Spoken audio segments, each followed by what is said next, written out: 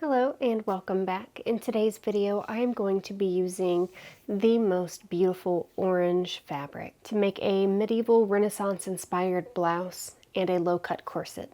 Medieval revival is so in right now, and I am not a person who follows trends. I just love Renaissance, medieval, historical, and vintage fashion. It is the majority of the type of clothing that I make and wear, and that I just love. And that's all I gotta say about that. So without further ado, let's go ahead and get started on making the blouse. I drafted this bodice pattern for my body shape a few months ago, and it is one of my favorites. Basic, yet flattering.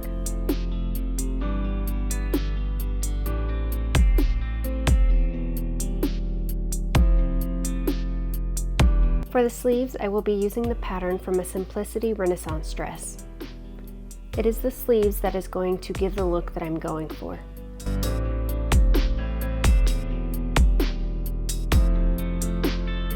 Now that the pieces are cut out, it is time to assemble the bodice. Right sides together, then sew in place with a straight stitch. I do this for the outer layer as well as the lining layer.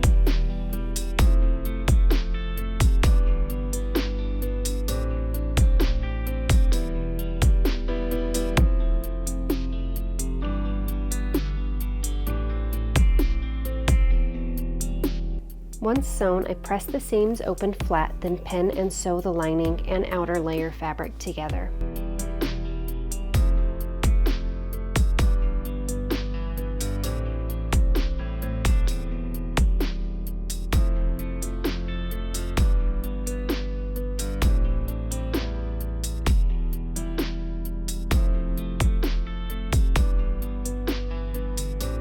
Clip the curves, turn right sides out, and press again.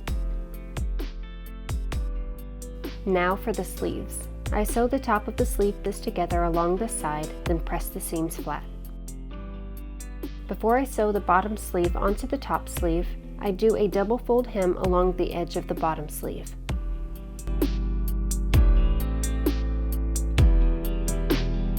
After the bottom sleeve is hemmed, I pin it to the top sleeve and sew it in place.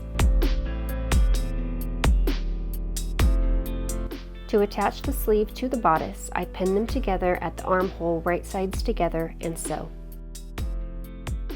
I opted for lacing to close this bodice. To accomplish this, I cut a long strip of fabric, sewed it into a long hem, and then cut it into 2-inch pieces that I then looped and pinned to the inner layer of the fabric facing inwards.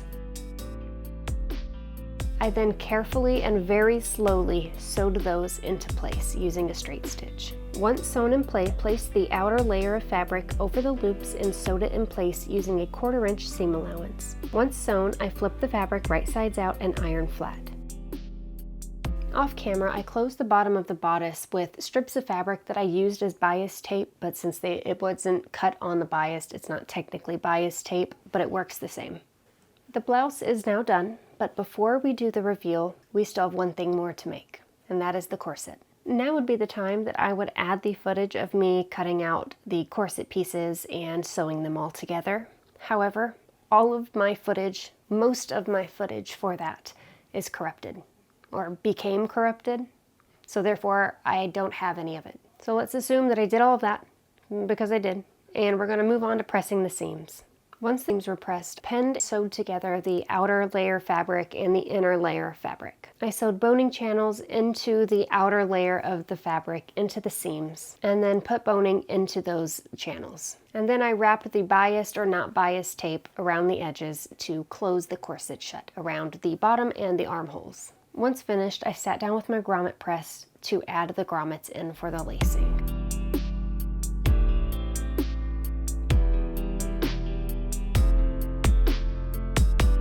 And now, it is time for the reveal.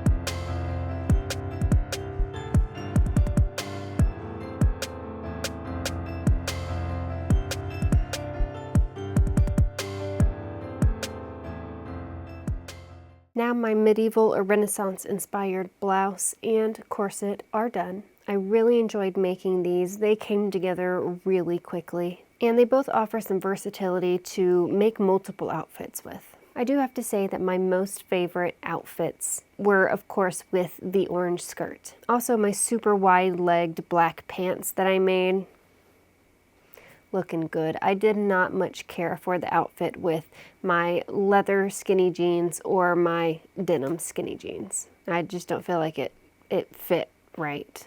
But I would give both pieces a 10 out of 10. Will most definitely make again. Well, that is all that I have to say for this video. I want to thank you so much for hanging out with me today while I made both of these blouses, or one's a blouse, technically, the other's a corset. They both lace up. They're both medieval or Renaissance inspired, and I dig them both. If you like this video, please hit the thumbs up. Leave me a comment down below.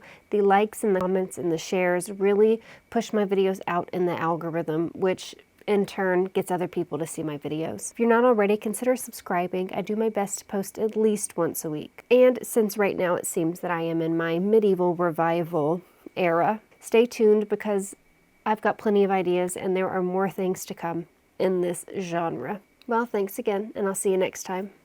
Bye.